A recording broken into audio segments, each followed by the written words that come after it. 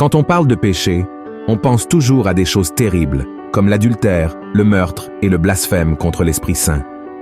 Cependant, il y a d'autres péchés qui ne plaisent pas à Dieu, mais auxquels nous ne prêtons pas autant d'importance et que nous ne trouvons pas aussi pertinents parce qu'ils sont devenus courants dans notre vie quotidienne. Le fait que ces erreurs fassent partie de notre routine ne signifie pas qu'elles n'offensent pas Dieu. Vois ce que dit la Bible. Celui qui pêche est du diable, car le diable pêche dès le commencement. Le Fils de Dieu apparut afin de détruire les œuvres du diable. Tu dois comprendre que tout péché est mauvais, car il nous éloigne de la présence de Dieu et nous conduit à la mort spirituelle. C'est pourquoi il est si important que nous reconnaissions et que nous nous repentions de chacune de nos erreurs. Dans cette vidéo, je vais te montrer 4 péchés très courants dans nos vies qui déplaisent fortement au Seigneur. Mais avant cela, laisse déjà ton like et abonne-toi à ma chaîne pour recevoir les prochaines vidéos que je publierai. Premier péché, le mensonge. Le roi Salomon a écrit dans l'un de ses proverbes: « Les lèvres fausses sont en horreur à l'Éternel, mais ceux qui agissent avec vérité lui sont agréables. » Parfois, nous pensons qu'un petit mensonge ici, un autre là, n'est pas si grave. Nous racontons un mensonge au travail, cachons quelques petites choses à notre conjoint, trompons un ami, et ainsi de suite.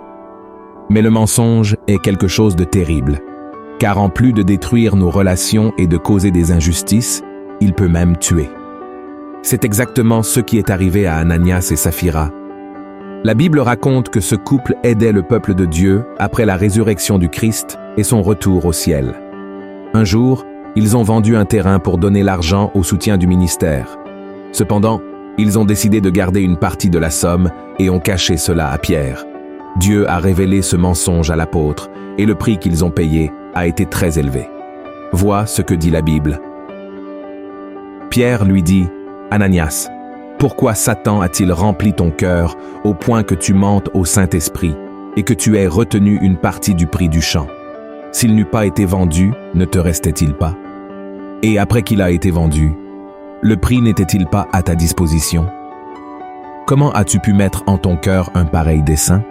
Ce n'est pas à des hommes que tu as menti, mais à Dieu. » Ananias, entendant ces paroles, tomba et expira. Une grande crainte saisit tous les auditeurs. Et si nous poursuivons la lecture du chapitre, nous verrons que sa femme Saphira a continué à mentir. Les versets 9 et 10 nous montrent comment cette histoire de mensonge s'est terminée. Pierre a demandé: « Comment vous êtes-vous accordés pour tenter l'Esprit du Seigneur? » Voici, ceux qui ont enseveli ton mari sont à la porte, et ils t'emporteront. Percevez que Ananias et Saphira ne sont pas morts parce qu'ils ont gardé une partie de la vente de ce terrain. En réalité, ils auraient pu conserver une partie de l'argent. Après tout, la propriété leur appartenait. Ce qui a déplu au Seigneur, c'est le fait qu'ils aient menti à l'apôtre Pierre, prétendant avoir remis la totalité de la somme obtenue dans cette affaire. Vous voyez la gravité d'un simple mensonge. Vous comprenez à quel point il peut être dangereux? Alors, abandonnez ce péché dès que possible. Choisissez de servir le Christ, car il est le chemin, la vérité et la vie. Deuxième péché, l'égoïsme. Dans l'une de ses lettres, l'apôtre Jean a dit: « Nous avons connu l'amour en ceux qu'il a donné sa vie pour nous. Nous aussi, nous devons donner notre vie pour les frères. Si quelqu'un possède les biens du monde et que, voyant son frère dans le besoin, il lui ferme ses entrailles, comment l'amour de Dieu demeure-t-il en lui? Petits enfants, n'aimons pas en parole et avec la langue, mais en action et avec vérité. » En pleine course de la vie, il est très facile de tomber dans le péché de l'égoïsme. Nous nous préoccupons tellement de nos affaires, de nos problèmes, que nous oublions ceux qui sont démunis et qui ont besoin d'une main tendue pour les aider. Les gens pensent: « Ah, celui qui souffre de l'autre côté de la rue n'est pas mon problème. Quelqu'un passera par là et aidera cette personne. » Mais cette attitude égoïste déplaît beaucoup à Dieu, car cela ne sert à rien de dire que l'on est chrétien si l'on ne met pas en pratique les enseignements de Christ. Sinon, vous serez simplement un religieux, tout comme ceux de la parabole du bon Samaritain. Dans l'Évangile selon Luc, chapitre 10, Jésus parle d'un homme voyageant sur le chemin entre Jérusalem et Jéricho. En cours de route, il a été attaqué et gravement blessé par des bandits. Après cela, un prêtre, un lévite et un samaritain passèrent devant lui. Les deux premiers étaient religieux et par conséquent connaissèrent la parole du Seigneur. Le troisième était considéré comme un homme inférieur et indigne, car il faisait partie d'un peuple ennemi des Juifs. Et la surprise de cette parabole est que, alors que les hommes qui semblaient être bons ignoraient ce pauvre homme, le Samaritain, considéré comme un impie, faisait tout ce qu'il pouvait pour l'aider. Dans cette parabole, Jésus critique l'égoïsme qui existe dans le cœur de chaque croyant. Connaissant les commandements de Dieu d'aimer son prochain, le prêtre et le lévite avaient l'obligation de secourir ce pauvre homme. Mais comme personne ne regardait, et peut-être parce qu'ils étaient occupés, ces deux-là se sont détournés et ont laissé le jeune homme agoniser. Cette attitude de ces religieux a montré qu'ils n'avaient pas une relation véritable avec Dieu, et encore moins avec leur prochain. Ils étaient faux et hypocrites. Oui, nous ne pouvons pas résoudre les problèmes du monde, mais le minimum que nous pouvons faire, en tant que chrétiens, est d'avoir de la compassion pour la douleur des autres. L'égoïsme est un péché, car il démontre le manque de l'amour de Dieu dans notre cœur. Troisième péché, l'envie. C'est un autre péché très courant dans notre vie que nous devons éviter. L'apôtre Paul a dit « Si nous vivons par l'Esprit, marchons aussi selon l'Esprit. Ne cherchons pas une vaine gloire, en nous provoquant les uns les autres, en nous portant envie les uns aux autres. » L'envie est un péché très grave qui peut également nous conduire à la ruine. L'envie consiste à vouloir avoir ce que l'autre personne possède. Celui qui envie ne peut pas se réjouir lorsque l'autre personne est bénie et peut même arriver à haïr son frère parce qu'il possède ce qu'il convoite. C'est exactement ce qui est arrivé à Saül, dont la vie et le règne ont commencé à être détruits lorsqu'il a commencé à envier David. Vois ce que le prophète Samuel a rapporté. Comme il revenait, lors du retour de David après qu'il eut tué le Philistin, les femmes sortirent de toutes les villes d'Israël au-devant du roi Saül, en chantant et en dansant, au son des tambourins et des triangles, et en poussant des cris de joie. Les femmes qui chantaient se répondaient les unes aux autres et disaient « Saül a frappé ses 1000, et David ses 10 000. » Saül fut très irrité, et cela lui déplut. Il dit « On en donne 10 000 à David, et c'est à moi que l'on donne les 1000. Il ne lui manque plus que la royauté. » Et Saül regarda David d'un mauvais œil, à partir de ce jour et dans la suite. Dans ce passage, nous voyons que Saül a été tellement envieux de la popularité de David qu'il est devenu aveugle spirituellement. Les gens célébraient la victoire de l'armée d'Israël et honoraient leur roi. Cependant, ils ne pouvaient voir que la reconnaissance envers David, qui à ce moment-là n'était qu'un simple soldat.